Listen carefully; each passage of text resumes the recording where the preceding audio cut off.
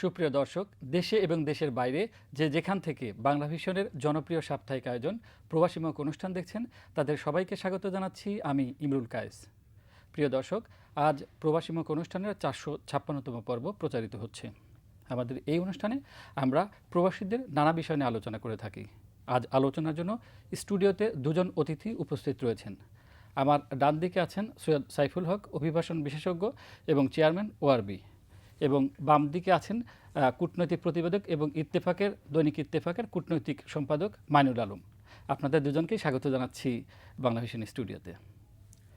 প্রিয় দর্শক, আপনারা জানেন সম্প্রতি লিবিয়ার মিজদা শহরে ২৬ বাংলাদেশি অভিবাসীকে হত্যা করা হয়েছে এবং সে দেশের মানব পাচারকারীরা তাদেরকে হত্যা করেছে দেশীয় কিছু মানব পাচারকারী যোগ সাদস্যে।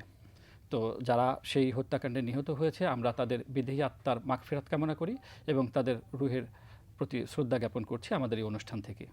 এই বিষয়ে সর্বশেষ আপডেট সহ আমরা এখন একটি প্রতিবেদন দেখব যে তারা আসলে কিভাবে হত্যাকাণ্ডের শিকার হয়েছেন এবং কি কি ব্যবস্থা গ্রহণ করা হয়েছে, এবং একজন মানব পাচারকারীকে এরই মধ্যে বাংলাদেশে একজন মানব পাচারকারীকে আটক করা হয়েছে। সব বিষয় নিয়ে আমরা প্রতিবেদনটি সাজিয়েছি। আপনারা এখন প্রতিবেদনটি দেখুন। যুদ্ধবিধ্বস্ত লিবিয়ায় সম্প্রতি মানব পাচারকারী চক্রের ফাঁদে পড়ে প্রাণ হারিয়েছেন ২৬ জন বাংলাদেশি। পাচারকারী চক্রের ইন্ধনদাতা লিবিয়ার মিলিশিয়াদের গুলিতে প্রাণ হারান তারা। দেশটির রাজধানী ত্রিপোলির দক্ষিণে ১৮০ কিলোমিটার দূরে সাহারা মরুভূমির এক শহর মিজদায় এ ঘটনা ঘটে। মিজদা শহর ইউরোপে মানব পাচারের অন্যতম একটি রুট। এই শহর থেকে ইতালি ও ইউরোপের অন্যান্য দেশে মানব পাচার করা হয়।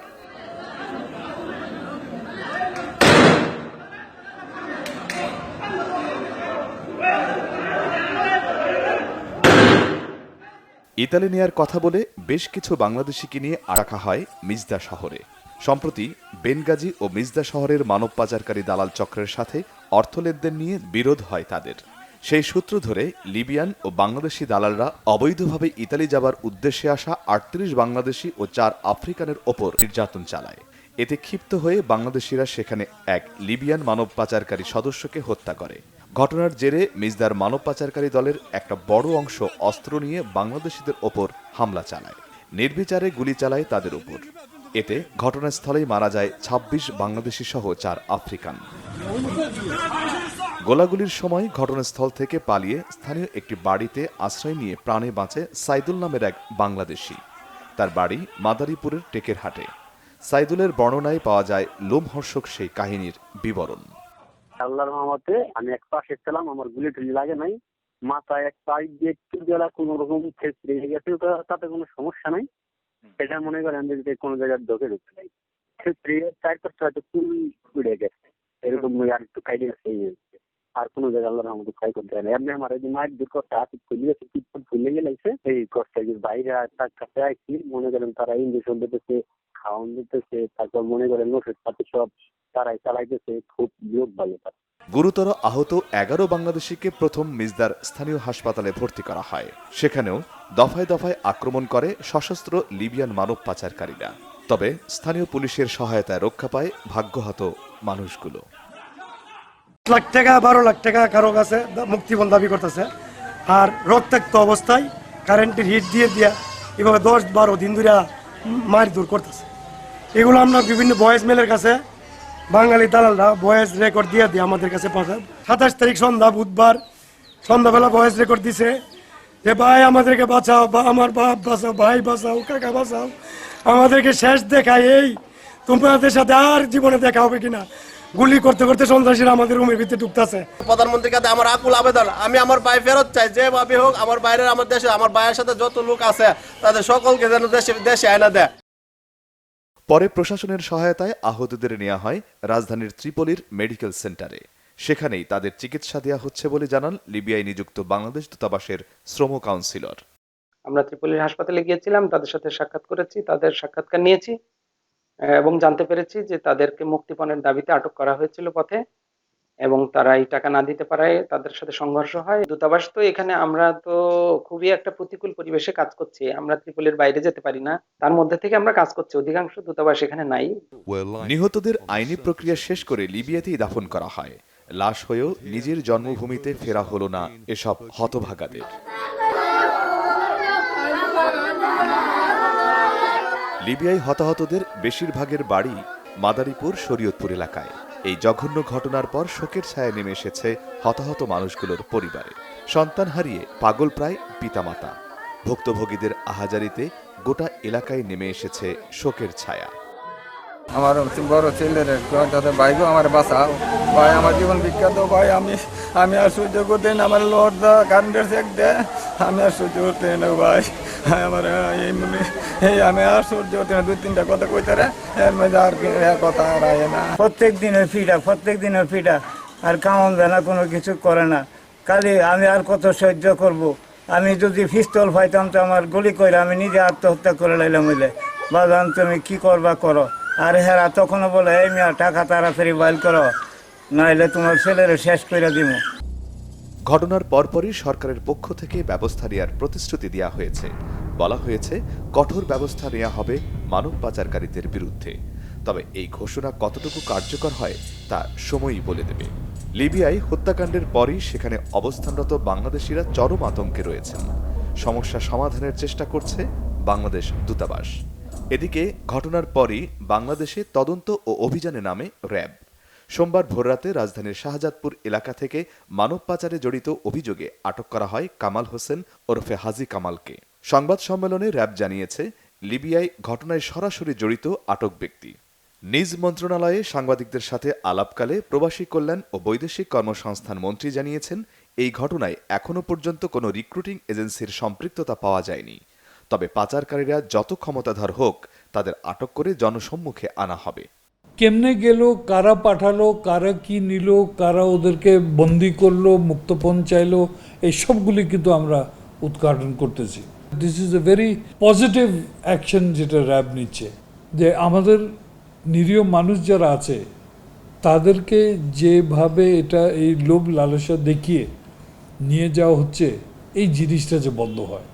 আমি কিন্তু ওই দলীয় পরিচয় আর পাওয়ারফুল পরিচয় আমি কিন্তু দেখি না, আমি অপরাধীকে অপরাধী হিসাবেই দেখি। মানব পাচার প্রতিরোধে স্বরাষ্ট্র মন্ত্রণালয় সহ সংশ্লিষ্ট মন্ত্রণালয়গুলো একসাথে কাজ করবে বলেও জানান প্রবাসী কল্যাণমন্ত্রী ইমরান আহমেদ। প্রিয় দর্শক, আপনারা প্রতিবেদনটি দেখলেন। এবার আমরা আলোচনায় যাব। যেহেতু আমাদের আজকের পর্বটি সাজানো হয়েছে লিবিয়ার এই মানব পাচার প্রসঙ্গ নিয়ে, তো সুতরাং আলোচনার পুরো বিষয়টি আমরা মানব পাচার নিয়েই আলোচনা করব। আমরা শুরুতেই যাব আমাদের ডান দিকের অতিথি সৈয়দ সাইফুল হক। আপনার কাছে জানতে চাইব যে এই যে লিবিয়ায় এরকম একটি ঘটনা, ভয়াবহ ঘটনা, নারকীয় একটি ঘটনা ঘটে গেল, সেখানে 26 জন বাংলাদেশি হত্যাকাণ্ডের শিকার হয়েছে। তো এরা তো সবাই আসলে ইতালিতে যেতে চেয়েছিল। আমরা যতটুকু জানতে পেরেছি যে ইউরোপের দেশ ইতালিতে তারা যেতে চেয়েছিল এবং তারা মানব পাচারকারীদের ফাঁদে পা দিয়েছিল। তো এই বিষয়টি সেখানকার সরকার কি জানতো না, বা সেখানকার গোয়েন্দারা কি জানতো না যে এরকম একটি দলকে আফ্রিকান এবং বাংলাদেশের কিছু মানুষকে পাচার করে নিয়ে যাবে, বা প্রতিনিয়তই তো সেখানে হচ্ছে, এই বিষয়টি কি সরকার, সে দেশের সরকার জানে না? জি, ধন্যবাদ আপনাকে এবং বাংলা ভিশনকে এবং বাংলা ভিশনের দর্শকদের। আসলে এই বিষয়টি যে আমাদের যে প্রবাসে যারা গিয়েছিল পাচার হয়ে এবং তাদের এই আকস্মিক দুর্ঘটনা মৃত্যু, এটা খুবই বেদনাদায়ক। তবে এই বিষয়টি বলতে গেলে যেটা আপনি উল্লেখ করেছেন, আমি সরাসরি সেই প্রশ্নের উত্তরে যাই। সেটা হচ্ছে যে ওই দেশটির অবস্থাটা আমাদের বুঝতে হবে। সে দেশ আজকে এক দশক থেকে ধরতে গেলে, বিশেষ করে বিগত 6-7 বছর অত্যন্ত যুদ্ধ অবস্থার মধ্যে আছে, এবং সেখানে দুইটি প্রতিদ্বন্দ্বী গ্রুপ সবসময় যুদ্ধে লিপ্ত। তো এই সুযোগটি কিন্তু ওই দেশের যারা এই চক্রের সাথে জড়িত, যারা এই মাফিয়া, এই যারা পাচারকারী, তারা কিন্তু এই সুবিধাটা ভোগ করছে বহুদিন থেকেই। আপনারা জানেন যে লিবিয়ার থেকে প্রায় 2014 সাল থেকে এই পর্যন্ত প্রায় 19,000 লোক ওখান থেকে পাচারের মানে বিভিন্ন দিয়ে গিয়েছে। ওইখানকার সরকারের কথা যদি বলেন যে ওইখানে দেখভাল করবে কি, কারণ তারা নিজেরা একটা সিভিল ওয়ারের মধ্যে আছে, তাদের দেশের মধ্যে আইন শৃঙ্খলা বলতে সেই ধরনের কোনো কিছুই নেই সেই অর্থে। এবং যেখানে এই ঘটনাটা ঘটেছে মিজদাহ, সেটাও লিবিয়ার ত্রিপোলি থেকে অনেক দূরে। এবং ত্রিপলি সরকার আপনারা জানেন যে এটা জাতিসংঘ কর্তৃক স্বীকৃত একটি সরকার, আবার তার পাশে হাফতার বলে আরেকটা ওয়ারলর্ড আছে যারা প্রতিনিয়ত কিন্তু যুদ্ধে লিপ্ত। এবং এই যে যারা এইসব সাথে জড়িত তারা কোনো না কোনো দলের সাথে, মিলিশিয়াদের সাথে সংযোগ তাদের, এবং তারা তো এই কাজটি করছে পয়সা উপার্জনের জন্য। তো সেখানে সেই রকম একটি দেশে, যে দেশের এরকম অবস্থা, সেরকম একটি দেশে আমাদের লোকজন যাচ্ছে নিশ্চয়ই ইমিগ্রেশনের ক্লিয়ারেন্স নিয়ে যাচ্ছে। আমাদের তারা দেশের কিভাবে লোক যে সেখানে- যাচ্ছে এবং তারা যে কতটা জানে সেখানেই তো আমাদের দুঃখটা হয়। এটা তো আজকের এই যে ঘটনাটা আজকে এসছে তারা মারা গেছে বলে, কিন্তু আমরা প্রতিনিয়ত দেখছি যে এই বছরই যদি জানুয়ারি থেকে ধরি প্রায় 693 জনের মতো বোধহয় আটকই হয়েছে। এবং এগুলি কিন্তু আমরা আমাদের দেশের সরকার বলেন, দেশের সরকার বলেন, সবাই জানা, তারপরও এরা যাচ্ছে। এবং শুধু তাই না, এর আগেও আমরা জানি যে এই লিবিয়াতে যখন যুদ্ধ ঘটলো, যখন আমরা আমাদের বাংলাদেশিদেরকে ফেরত নিয়ে আসলাম, তারপরে কিন্তু নিষেধাজ্ঞা দেওয়া হয়েছিল দেশে যাতে না যেতে পারে। মাঝখানে যদিও সরকার একটু সুযোগ দিয়েছিল, পরবর্তীতে আজ 5-7 বছর পুরোপুরি ব্যান, তারপরও যাচ্ছে।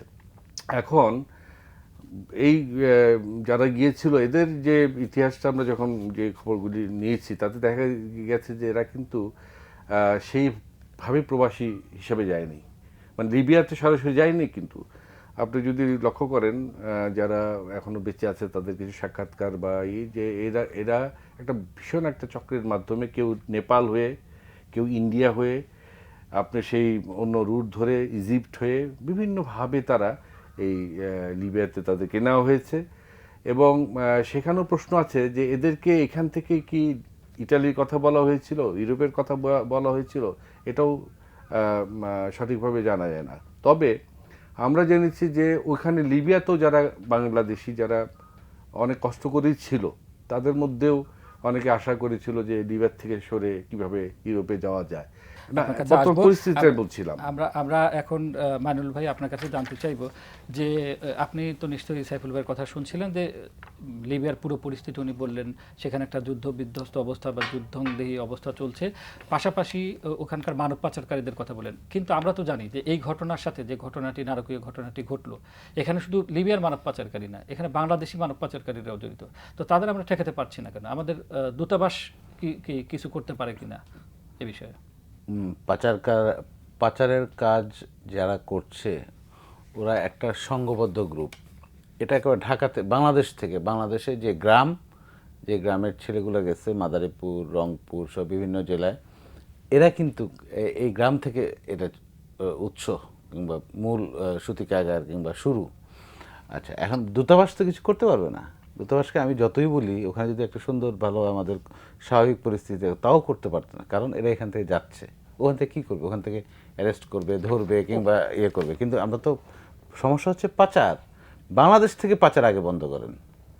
বাংলাদেশের একটা মানুষও কাল থেকে যাবে না, একটা মানুষ নিজের থেকে যাবে না। একটা পাচারের যারা নেতা, পাচারকারী, যারা এই বাণিজ্যে জড়িত আছে, এই অপকর্মগুলো করছে, তাদেরকে বন্ধ করতে হবে।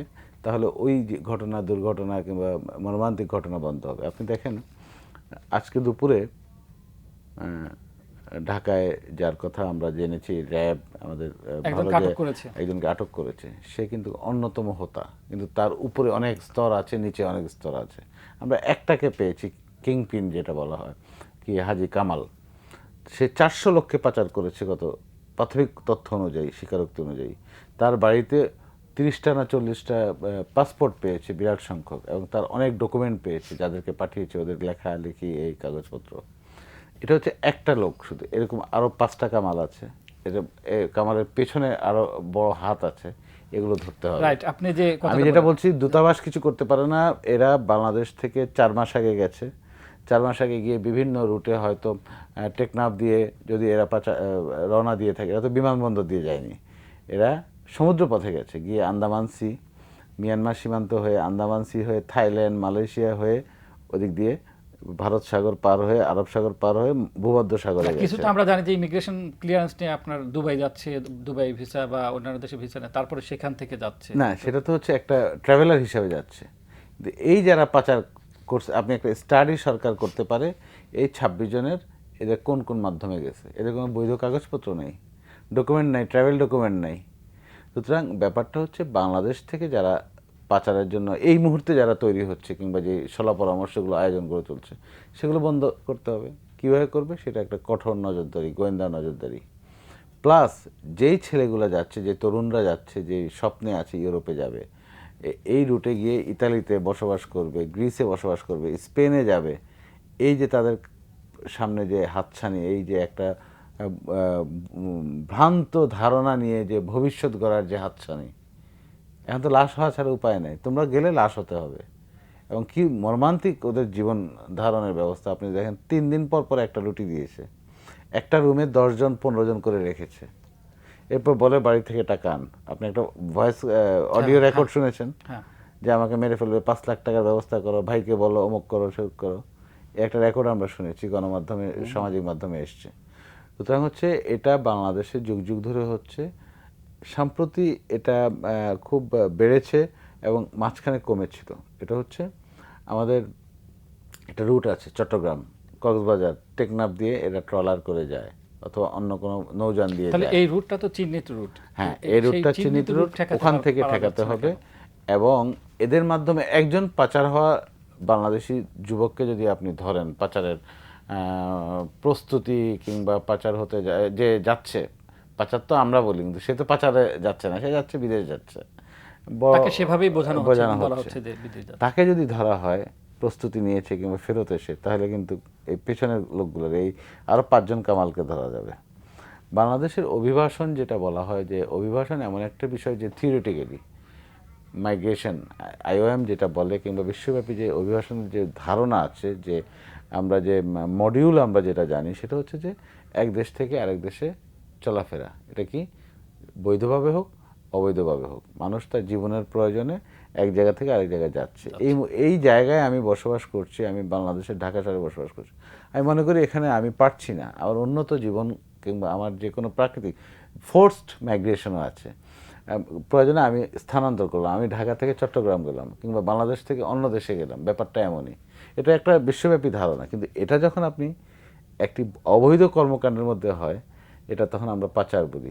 এবার আমরা আরেকটি প্রতিবেদন দেখব। আপনারা জানেন যে এই মুহূর্তে করোনা ভাইরাস মহামারী আকারে ছড়িয়ে আছে গোটা বিশ্বব্যাপী। সেখানে আমাদের বাংলাদেশিরাও অনেকে আক্রান্ত হয়েছেন, অনেকে মারাও গেছেন। তো সেই বিষয়ে আমরা একটি প্রতিবেদন দেখব। করোনা আক্রান্ত হয়ে বিশ্বের বিভিন্ন দেশে এ পর্যন্ত 700-রও বেশি বাংলাদেশি মারা গেছেন। তবে কারো কাছেই সুনির্দিষ্ট তথ্য বা পরিসংখ্যান নেই নানামুখী প্রতিবন্ধকতার কারণে। বিদেশে সর্বোচ্চ সংখ্যক বাংলাদেশি মৃত্যুবরণ করেছেন যুক্তরাষ্ট্রে। দেশটিতে 2.5 শতাধিক বাংলাদেশি বংশোদ্ভূত মারা গেছেন। দ্বিতীয় অবস্থানে ব্রিটেন। কমিউনিটি সূত্রে জানা গেছে দেশটিতে কমপক্ষে 220 বাংলাদেশি বংশোদ্ভূত ব্রিটিশ নাগরিকের প্রাণ কেড়েছে করোনা। মহামারী করোনা ভাইরাসে আক্রান্ত হয়ে এ পর্যন্ত সৌদি আরবে 197 বাংলাদেশি নাগরিকের মৃত্যু হয়েছে। 31 মে রোববার রাতে পররাষ্ট্র প্রতিমন্ত্রী মোহাম্মদ শাহরিয়ার আলম এই তথ্য জানিয়েছেন। এরপরে আছে সংযুক্ত আরব আমিরাত। দেশটিতে এ পর্যন্ত মারা গেছেন 46 বাংলাদেশি। কুয়েতে করোনায় মারা গেছেন 25 জন আর কাতারে 6 জন। তবে উপসাগরীয় বা মধ্য এশিয়ার অন্য দেশে হাজার হাজার বাংলাদেশি আক্রান্ত হলেও মৃত্যু নেই বা রেকর্ড হয়নি। বাংলাদেশ মিশনগুলোর রিপোর্ট মতে ইউরোপের মৃত্যুপুরী খ্যাত ইতালিতে হাজার হাজার লোক করোনায় মারা গেছেন। সেই ভিড়ে 9 জন বাংলাদেশিও প্রাণ হারিয়েছেন। ইউরোপের অপর দেশ সুইডেনে মারা গেছেন 8 বাংলাদেশি। ফ্রান্সে 5, স্পেনে 5 এবং পর্তুগালে 1 জন বাংলাদেশির প্রাণ কেড়েছে করোনা। কানাডায় 9 বাংলাদেশির মৃত্যু ছাড়াও মালদ্বীপ, কেনিয়া, লিবিয়া, দক্ষিণ আফ্রিকা ও গাম্বিয়ায় 1 জন করে বাংলাদেশি মারা গেছেন। প্রিয় দর্শক, আমাদের মানব পাচার নিয়ে কথা হচ্ছিল এবং পাচারকারীদের নিয়ে কথা হচ্ছিল, সেই বিষয়ে আলোচনা হবে। এবার আমরা সাইফুল ভাইয়ের কাছে আবার যাব। সাইফুল ভাই, আপনার কাছে জানতে চাইব যে আমরা যে লিবিয়ার ঘটনাটি দেখেছি, সেখানে সাইদুল নামে একজন ভুক্তভোগী, যিনি ওই হত্যাকাণ্ড থেকে, মর্মান্তিক ঘটনা থেকে বেঁচে গেছেন এবং স্থানীয় একজন লিবিয়ানের বাড়িতে আশ্রয় নিয়েছিলেন। তো তার সাথে অনেকে যোগাযোগ করেছে, কিন্তু তাকে সেখান থেকে বের করে নিয়ে আসার জন্য কোনো ব্যবস্থা গ্রহণ করা হয়নি। দূতাবাসের পক্ষ থেকে কোনো ব্যবস্থা গ্রহণ করা হয়নি। তার সাথে আমরা কথা বলেছি, সেটি আমাদেরকে সে জানিয়েছে। তো এই বিষয়ে আসলে কি বলবেন, যে কেন তাকে সেখান থেকে নিয়ে আসা যাচ্ছে না? আমি যতটুকু জানি এবং আমি যেভাবে, আমরা যারা এই অভিবাসী নিয়ে কাজ করি, বিশেষ করে আমার সংগঠন এবং সাথে বাংলাদেশে যারা যেসব সিভিল সোসাইটি কাজ করে, আমরা পররাষ্ট্র মন্ত্রণালয়ের সাথে এবং এই বিষয়ে যোগাযোগ সবসময় আছে। এবং আমরা জানি পররাষ্ট্রমন্ত্রী এ ব্যাপারে খুবই উদ্যোগী এবং এই মিজদাহাতে কিন্তু উনি লোক পাঠিয়েছিলেন এই ইয়ের মধ্যেও। তবে এই সাইদুলের বিষয়টি যেহেতু আমরা জানলাম আর কি মিডিয়ার মাধ্যমে, এবং আমার জানা মতে যে সেখানে এই সব বাংলাদেশিদের এমবেসিতে নিয়ে আসার জন্য একবার পুরোপুরি নির্দেশ সেখান থেকে দেওয়া আছে, এবং শুধু তাই না তাদেরকে রিপেট্রিয়েট করার ব্যাপারেও সরকারের উদ্যোগ নিচ্ছে।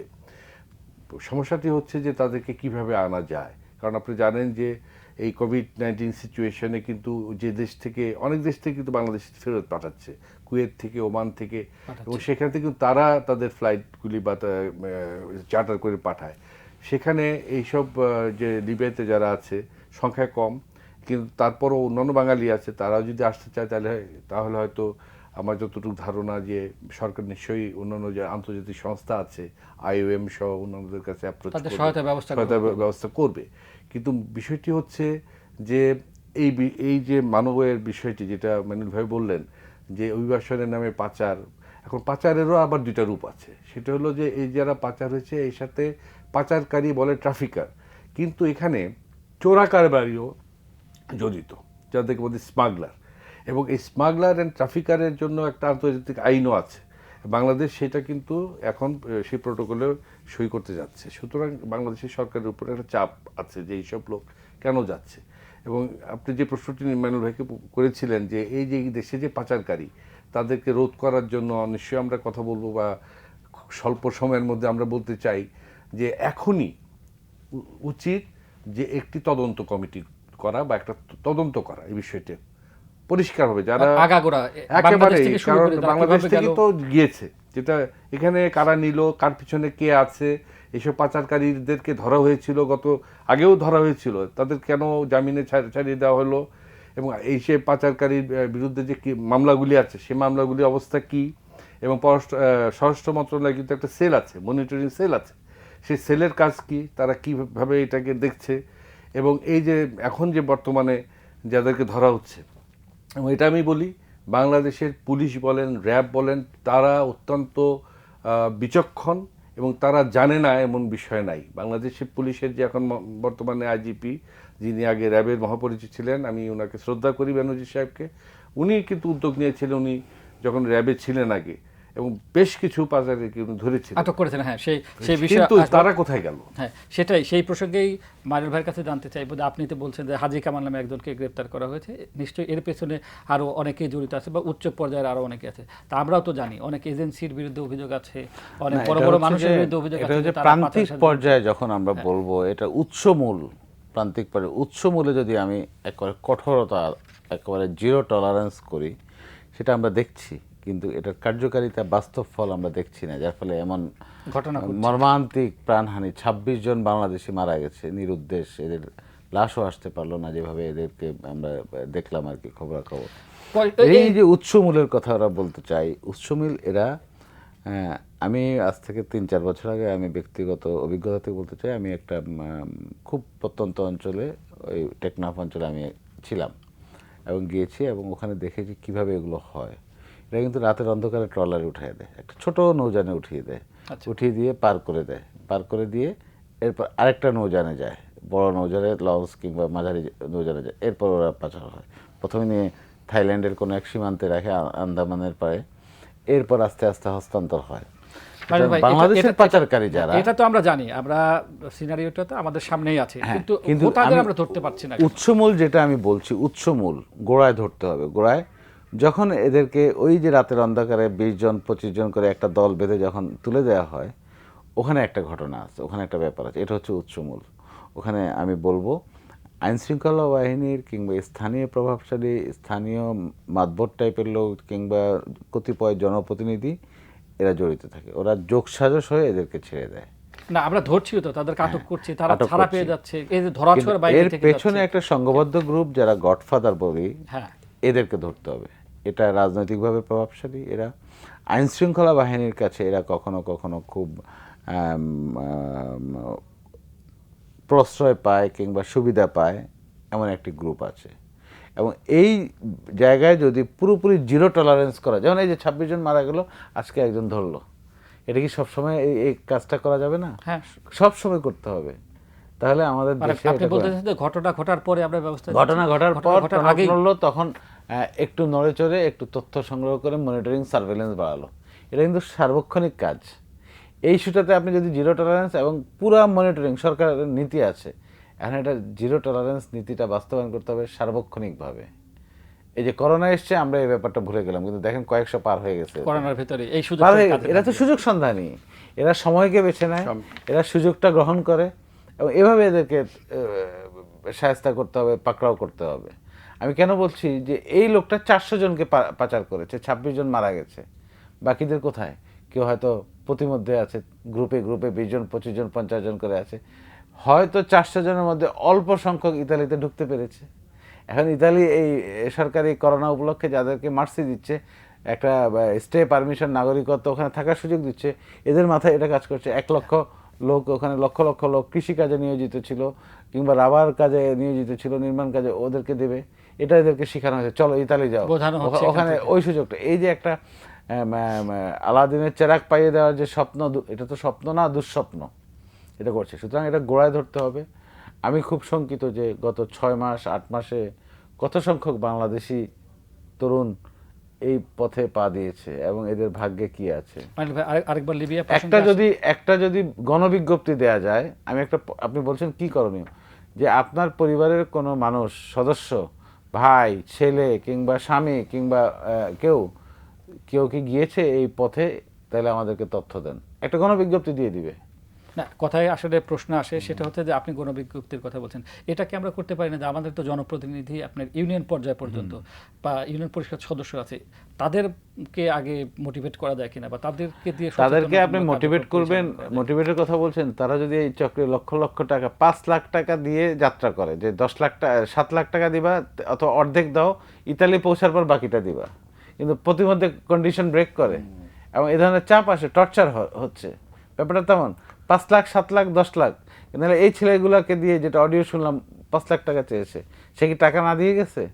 সে টাকা দিয়েছে, এবং যে পাচারকারীরা তার সাথে ডিল করছে, এটা ওখানে হস্তান্তর হয়ে যাচ্ছে, 4 হাত বদল হয়, একবার বিক্রি হয়। আমরা ওই রিলে হস্তান্তর করে না, 4-5 হাত বিক্রি হয়। এবং ওখানে যে মিলিশিয়ারা যে গুলি করলো, ফায়ারিং করলো, এদেরকে অত্যাচার করতে করতে করতে অনেক দিন রাখার পর একজনকে এরা ধরে মেরেছে, পিটাইছে, তারপর এটা মারাই গেছে।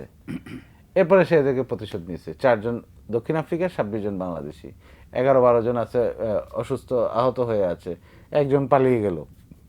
সুতরাং দূতাবাস কিছু করতে পারবে না, পররাষ্ট্র মন্ত্রণালয়, প্রবাসী মন্ত্রণালয় কিছু করতে যাবে।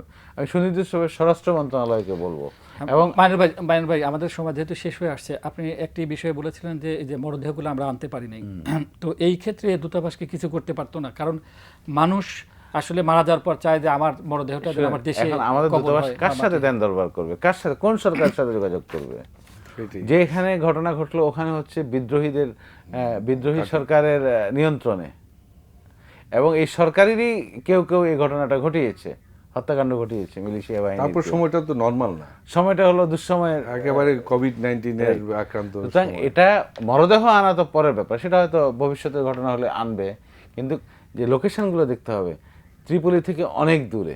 আমাদের দূতাবাস কোথায়? তিউনিসিয়ায়, আমাদের রাষ্ট্রদূত ওখানে কর্ম করেন, যেখানে অবস্থান করছেন।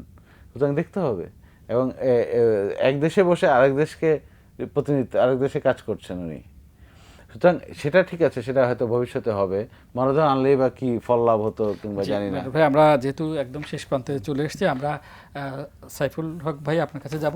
আপনার কাছে একেবারে টু দ্য পয়েন্টে জানতে চাইবো, যেহেতু আমাদের সময় খুবই কম, আপনি 30-40 সেকেন্ডের মধ্যে বলবেন যে এই পাচার রোধে কি করতে পারি। একদম পাচার রোধে বাংলাদেশে অনেকেই কাজ করছে, IOM সহ আন্তর্জাতিক সংস্থারা চেষ্টা করছে, একটা টেকনিক্যাল ওয়ার্কিং গ্রুপ আছে, স্বরাষ্ট্র মন্ত্রণালয়ের সেল আছে, কিন্তু কোনোটাই সক্রিয় না, বাস্তবায়নের জায়গাটা নাই। 1 2 নম্বর হচ্ছে এইসব ঘটনাগুলি ঘটে, কোনো তদন্ত হয় না, এবং সেই তদন্ত অনুযায়ী কোনো ব্যবস্থা নেওয়া হয় না, এবং যারা পাচার করছে তাদেরকে ধরা হচ্ছে, কিন্তু সেগুলি হাতগুলি বেরিয়ে যাচ্ছে। এদেরকে বন্ধ করতে হবে। আর আন্তর্জাতিকভাবে এখন যে সময়, আন্তর্জাতিকভাবে কিছুই করার না, আমি যেটা আমার এই মুহূর্তে কিছুই করার নেই, সেটা এই মুহূর্তেও কিছু করার নাই। বা আমরা যে ওয়ার্ল্ড মাইগ্রেশন গভর্নেন্সের যে জায়গাটা দেখি, আমার নিজের দেশের লোক যদি আমরা নিজেরা সঠিকভাবে না যেতে পারি, সেফ অর্ডারলি ভাবে, তাহলে অন্য দেশ কিচ্ছু করবে না। আজকে আপনি দেখেন বিশ্বে মানবাধিকারের অবস্থা পরিস্থিতি, সুতরাং মানবাধিকার বলে কিছু নাই, শুধু নিজের অধিকার নিজেরই আমাদেরকেই রক্ষা করতে হবে। সুতরাং আমাদের অনেক প্রবাসী ভাইরা আছেন, তারা আজকে অনুষ্ঠান দেখছেন, তারাও জানেন যে বিদেশে তারা কি অবস্থার মধ্যে দিয়ে যাচ্ছেন। ধন্যবাদ আপনাদের দুজনকেই আমাদের অনুষ্ঠানে আসার জন্য ধন্যবাদ। আজ আমাদের এখানে শেষ করতে হচ্ছে। সুপ্রিয় দর্শক, এতক্ষণ আপনারা আলোচনা শুনলেন, আজ আমরা এখানেই শেষ করছি। তবে যাবার আগে একটি বিষয়ে কথা বলে যাই। নিশ্চয়ই আমাদের আলোচকদের কথা আপনারা শুনেছেন। যারা এই মুহূর্তে চিন্তা করছেন দালালদের ফাঁদে পড়ে বা তাদের কথায় প্ররোচিত হয়ে বিদেশে দিতে চাচ্ছেন, তারা সঠিকভাবে যাচ্ছেন কিনা সে বিষয়টি অবশ্যই যাচাই করবেন। আজ এখানে শেষ করছি। সবাই ভালো থাকুন, সুস্থ থাকুন।